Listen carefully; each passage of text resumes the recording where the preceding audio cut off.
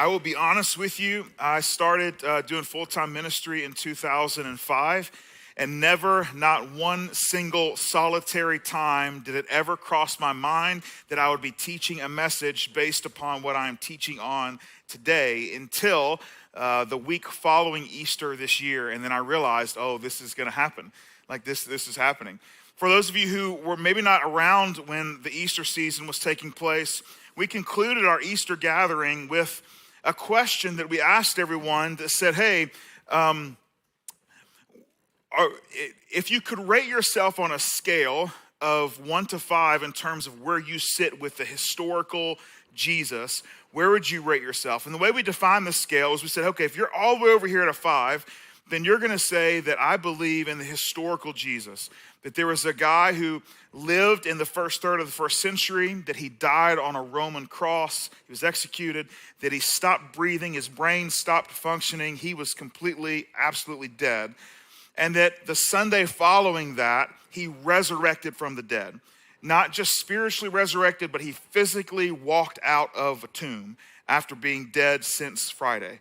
Right? And that guy that did that, his name is Jesus, and he is the Son of God, and he has made a promise of eternal life towards us for those who decide to follow him. That's what a 5 would look like. And then we said, hey, a 1 is going to be on the other side of that just says, hey, the Jesus story is a great story, right? The Jesus story is a really good story, but it's a fairy tale, and that's all it is. Right? And like it's Beauty and the Beast kind of thing. It's Little Mermaid. There's some moral application we can pull from it if we want to work hard. If we really want to get into it, like there's some positive things about the Jesus story, but the truth is it's just a story, right? So that's what a 1 would be. And so we finished our Easter gathering by saying, hey, just you put yourself where you're at on that scale. 1 through 5, 5 being what it is, 1 being what it is. You figure out where you're at. And then we followed that up with a request that said, hey, if you could ask any question you wanted to that would help you move one number towards being a 5, if there's any question, if you could ask any question you wanted to, and you could get it answered, and you felt like that answer would help you make a better decision about Jesus, ask it. And so we put a QR code on the screen and said, hey, you can scan this QR code and you can submit your questions anonymously, and they did. And we had over 100 questions that were submitted. Most of those questions fit pretty nice and neatly into categories. And those categories, we then cleared our teaching calendar and we went through and we answered those questions. These were the questions. Does God have the right to have sexual expectations for us? We went and we studied that. How do I begin to follow Jesus? Why do bad things happen to good people? What happens after we die? Can miracles be explained? Is the Bible reliable? So those were the main 6 categories that were found in those questions that people were asking. Well, we took a break from that in terms of holistically answering large categorical questions. And instead, we've taken to answering small questions in and out of all of our message series this entire summer and entire fall. They just were smaller questions that were there. Well, we have 2 questions that are left. And that is what we are picking up and finishing with both this week and next week. And so today's question comes from multiple people found throughout the list of questions that people submitted. And honestly, when I read the question, I was like, oh, well, the first time I've read it, I was like, okay. Well, then I read it again, and I started seeing it in other places. And I was like, okay, this is really a question that people want an answer on. And here it is. Are you ready for this? Today's question. Is smoking weed a sin?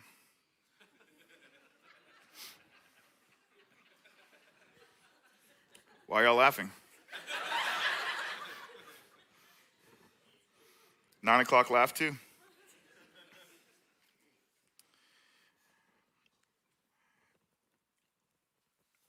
I'll tell you this.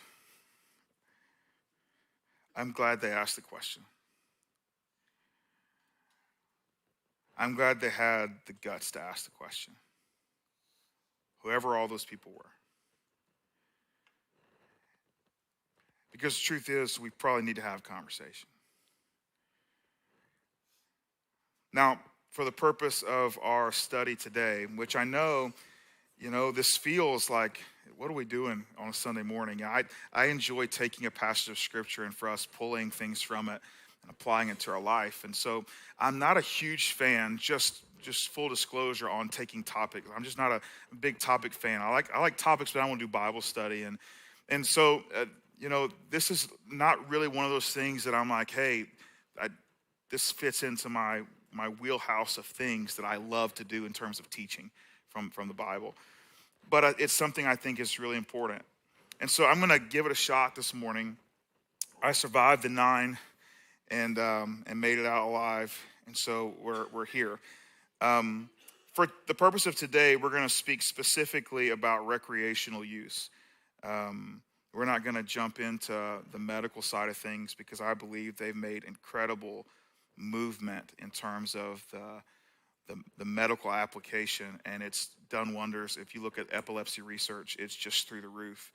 And so we're not going to jump into that side of things, but we're just going to talk specifically because the questions were formed in ways that made it very evident. This isn't a medical question, it's a recreational question.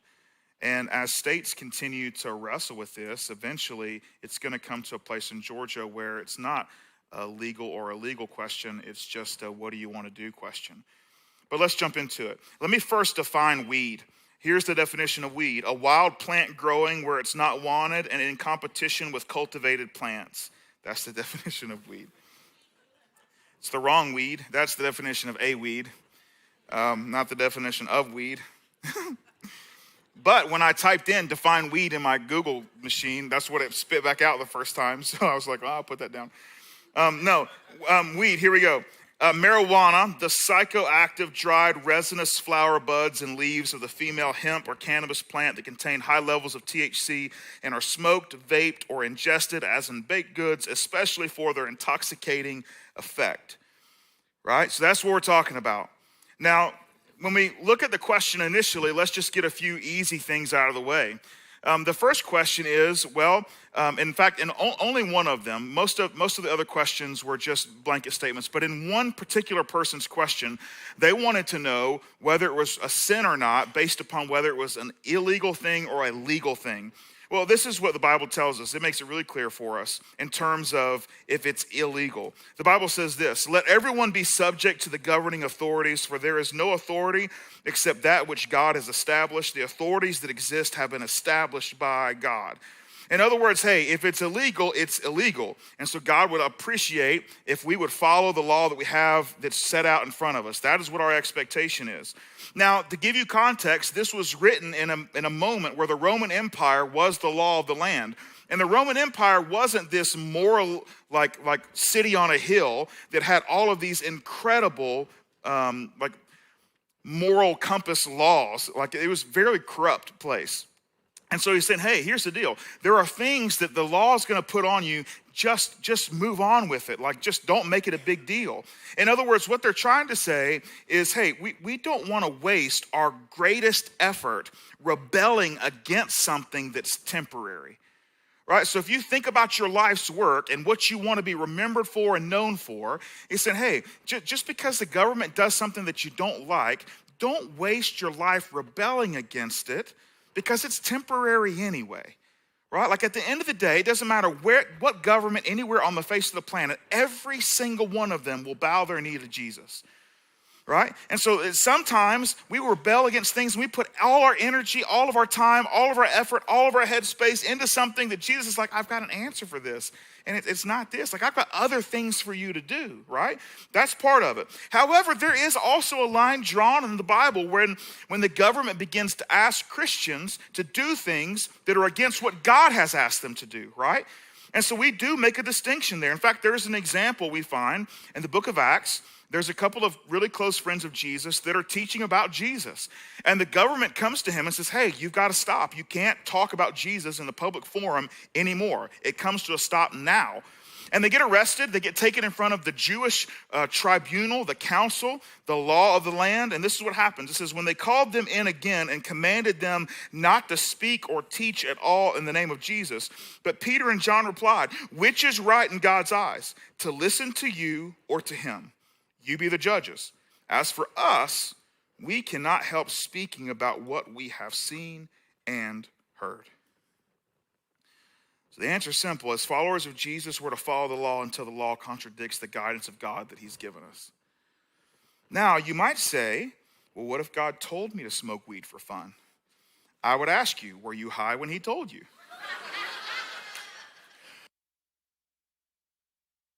That's a valid question. It's a valid question. But here's the truth. The questions that the people wrote in, it's not really about legal and illegal. That's not what they want to know. When they're wrestling with what's happening inside, as we wrestle with any question on the inside, it's not about legal and illegal. No, they're wrestling with, is it right or wrong? Anytime we have one of those really tough questions, that it's like, man, this is a big deal for me, one way or the other. Like this is big. I want to make sure as we have a discussion that we don't slip into some unhealthy argument kind of tendencies.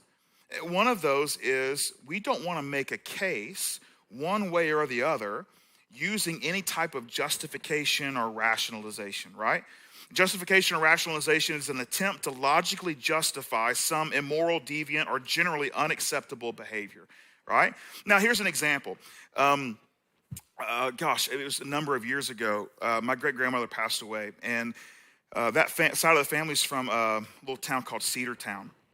And I was late. I was supposed to be, I was a pallbearer at her funeral, and I was running late. But it's like a couple hours away. At the time I was living in McDonough, and I might as well have gone to Savannah is what it felt like. And so I was on my way. Like I'm trying to get there, and I'm going a little fast, right? I'm going a little fast. I had a suit in my back of my truck.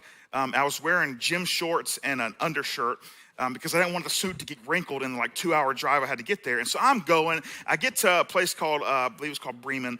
And I'm going around this curve, and I'm not going crazy, but it's fast enough.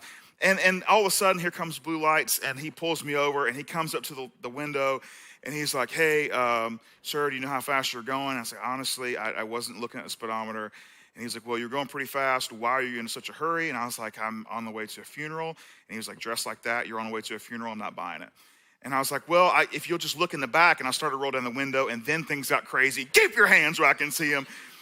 I was like, I got a suit in the back. He's like, I don't care what you got in the back. And I was like, well, you comment on my anyway, went back and forth. But I was trying to tell him, hey, it's okay if I was speeding. I got to get to my great-grandmother's funeral. You know what I'm saying? Like, this is a legit thing. He still gave me a ticket. Didn't matter. Right? But that's some of the argument we want to make. It's like, oh, well, I've got a good reason, right? I got a good reason. And honestly, it's a good reason. The better reason was for me to be responsible and plan ahead of time and leave on time. That'd have been nice, right? But no, I had a good reason in my mind, you know? We look for some kind of rare or extreme example to build a case for a moral question. We don't build the basis of morality with extreme examples. No, we go to the very middle of it, and we set a foundation for where we're going to go. And then there is examples or there's situations that could be extreme that let's have a conversation about it. But we're going to begin in the middle. We're going to begin with the basis of the question.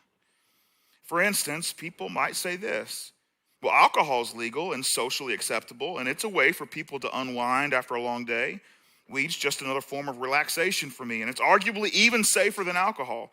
If society accepts one as a way to unwind responsibly, why would they not accept the other? And while that makes sense to us logically, it's a terrible way to build an argument. In fact, it's the laziest way to build an argument. If you want to argue for something, let it stand on its own merits. In fact, I'm not really sure we ever have a really good case if we point to something that honestly I don't think is all that great. Last week we talked a little bit about alcohol and our church's history with it. And in terms of we're not going to be a church that says, hey, drinking is awful. I mean, Jesus went to weddings, he had wine. However, Jesus was the model of responsibility and also expects that responsibility out of us. Now, I've got a history of it in my family, and so I abstain from it altogether because of that. But when I think through, I want our church to be known for people who are absolutely responsible all the time. I would like for our church to be known for that. I would like for people, when they see us out in public, that if someone were to be intoxicated, that someone in our church would say, you know what, I'm going to step in and make sure they get home safely. I think those are positive things.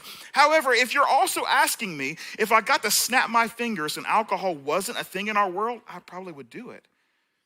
probably would. I just got so much hurt in my life from it.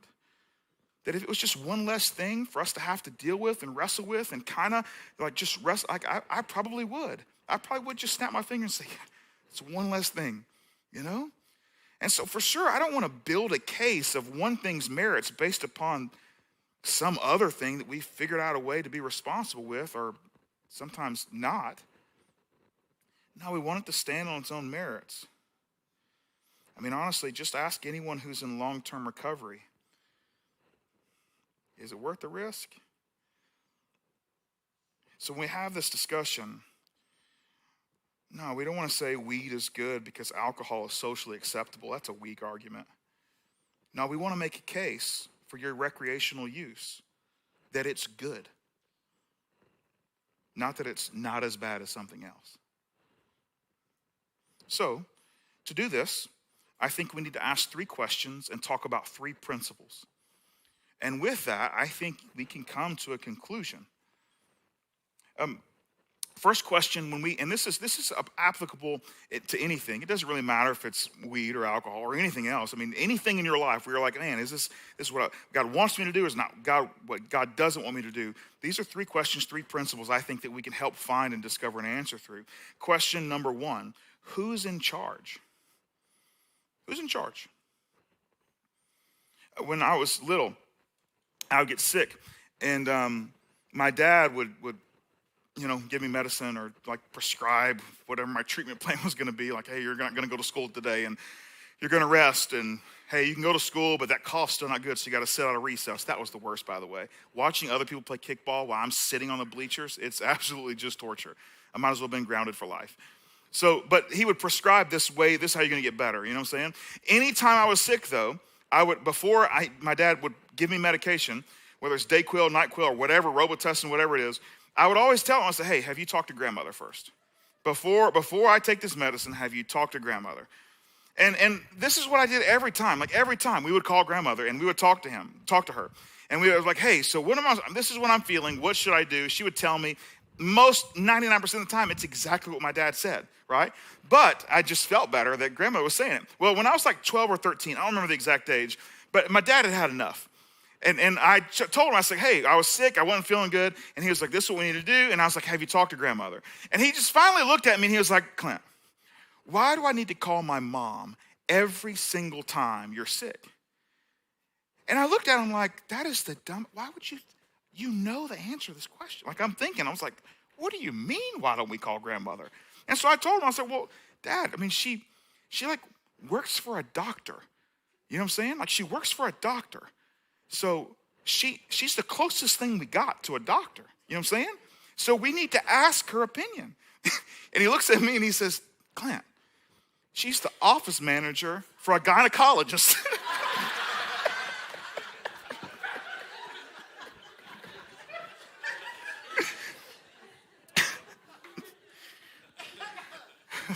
Well, isn't a gynecologist a doctor? You know? At 12, I didn't know. The thing is, when it comes to big questions in our life, we do the same thing.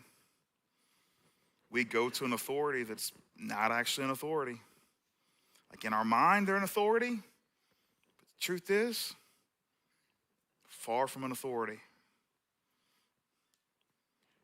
So who's in charge? John, a really close friend of Jesus, records this moment in the life of Jesus. This is Jesus talking. He says, very truly I tell you, whoever hears my word and believes in him who sent me has eternal life and will not be judged, but has crossed over from death to life. Very truly I tell you, a time is coming and has now come when the dead will hear the voice of the Son of God, and those who hear will live. For as the Father has life in himself, so he has granted the Son also to have life in himself. And he has given him authority to judge, because he is the Son of Man. So if we're going to ask a moral question, we probably ought to go to the person who has absolute moral authority. The question we'll ask is, as a follower of Jesus, does God get a say in every part of my life? Or are there parts that I'm not ready to give him access to? Honesty in that question is really important. I'm not asking you to answer that out loud, but I am asking you to answer, I guess, unloud and to yourself. Is there a part of your life you're not ready to give Jesus access to? It doesn't matter what your answer, it just matters that your answer is honest, because at least then you know. Principle 1 is this: Jesus is my authority. No matter what I'm going to run down, I want to go back and ask the question, Jesus, what do you think? Our mission statement here as a church ends with that declaration, and Jesus is in the lead. No matter what's in front of it, and Jesus is in the lead. Now, when we think right and wrong as Christians, if we're going to use Jesus as the authority, we should probably use words he would use. These biblical terms are a little more intentional than just right and wrong. He would think in terms of righteousness and sin. Righteousness is completely right using God's standards. Sin is falling short of being completely right. That's a big deal, right? So we're going to use God. If Jesus is going to be in the lead, we're going to use God's standards of what completely right will be. And when we look at sin, we're going to look at anything that falls short of being completely right. That leads us to our next question. Question 2. What does it cost you, and is it worth it? I'm for sure a little nervous that my wife is going to look at my search history this week, and she's going to see that I've Googled everything you can imagine about weed and giggle smoke and all the other names that you can name. There's like 324 names the DEA has for weed, marijuana. Like there's a bunch of them. And some are really funny. But it's just like I've Googled everything. And like my history is just full of why you should smoke pot, why you should not smoke weed, why you should eat it in a brownie. Like there's just a lot of them, right? I mean, it's just full. And so here's what I found is that whatever you want someone to say about marijuana, you can find it. I found so many articles that tell you medically from surveys that says this is why this is a good thing. And you know how I find them? I simply tell Google what the slant I want to be on it is. I'll say, can you make a case that marijuana is a good thing? And it will give you articles and studies that prove your point. And if I want to find something on the other side and say, hey, can you make a case that marijuana is a bad thing? Then it gives me articles and studies that tell me what I want to hear. And I've read both sides of it. And goodness, there's so many risks and so many rewards. Let me just give you a few. Costs. I don't know how much a bag of weed costs. Anybody here know? I'm just kidding. Some of you are like, oh. Yeah. I don't know. Costs. Impaired judgment, numbness, emotionally, sometimes physically. There seems to be a pretty solid link to anti-motivational syndrome. There's some positive things though. Creativity seems to be increased, decreases anxiety and stress. All music sounds better. 1 in 10 adults become addicted. Those under 18, that number jumps to 1 in 6. According to the Mayo Clinic, marijuana smoke contains 50 to 70% more carcinogenic hydrocarbons than tobacco smoke and has the potential to cause cancer of the lungs and respiratory tract. So there's risks and there's some rewards, it seems.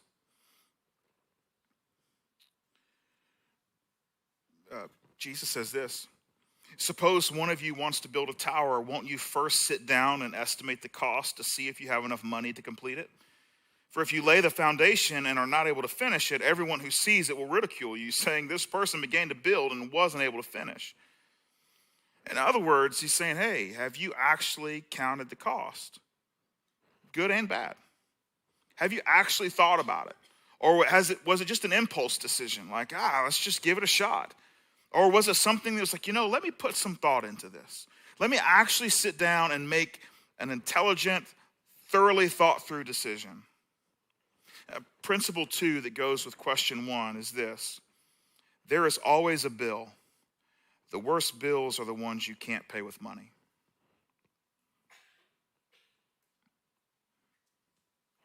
Question 3. Why weed?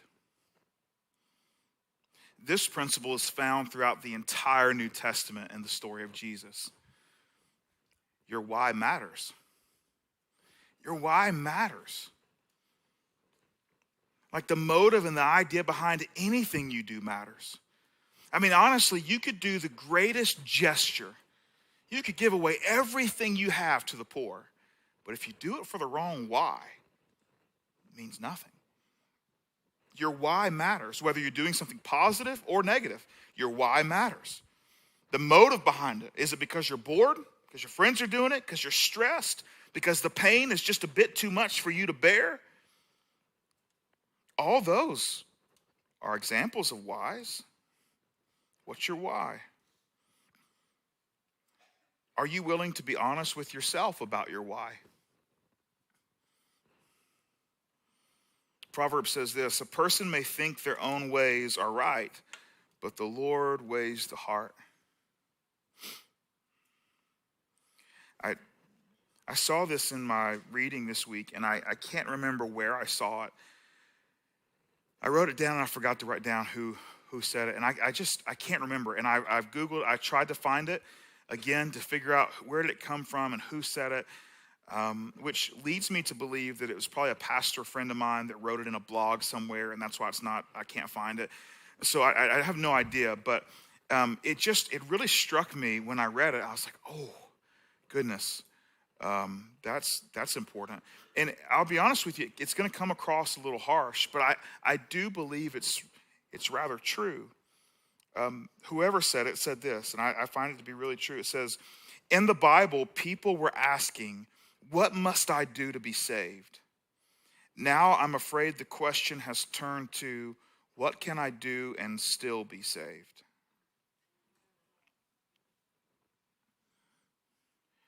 Is there something inside of us that's stirring a bit? Is there something inside of us that is causing us to bring a question? When I think through all those people that put this question in there, or some variation of it, was there something stirring a bit? I'm crazy proud that they did it. I'm so thankful that they said, hey, this is my question.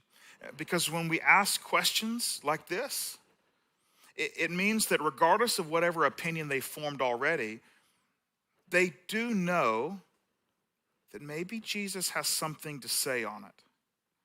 And now, whether anyone is prepared to agree with what Jesus says, or to go along with it, or to follow his lead, that's unknown. But the reality is that they're willing to at least listen. What I found about conviction that happens inside of us, Jesus' conviction always leads to freedom.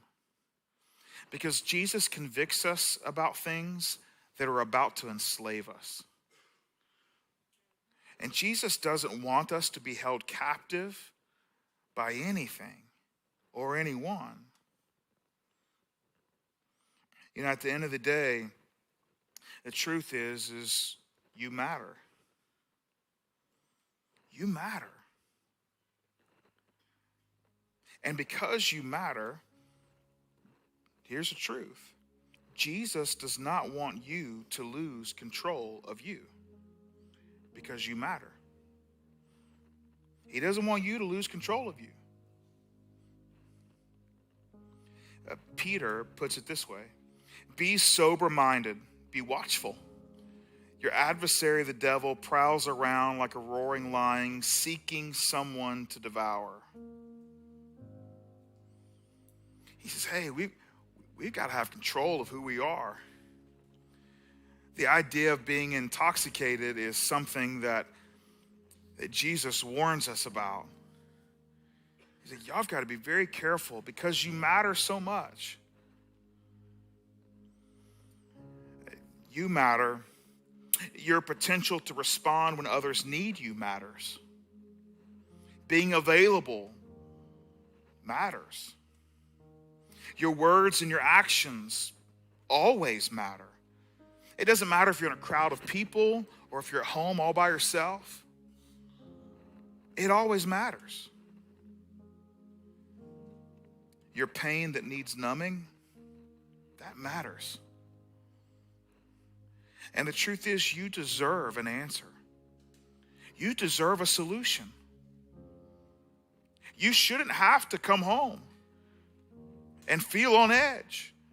And like, man, my nerves are I've had it up to, I just can't do it. I can't function. I need something to help me out. Yeah, you do. Yeah, you don't need to live that way. You do need a solution. You do need an answer. Your mental health matters. And you are valuable. And when you begin to ask the question, like, how valuable am I? Because I don't feel all that valuable. I tell you, you are worth the life of God's only Son. If it was just you and nobody else, Jesus still would have came and died on the cross. If it was just you and nobody else, it's still Jesus for you.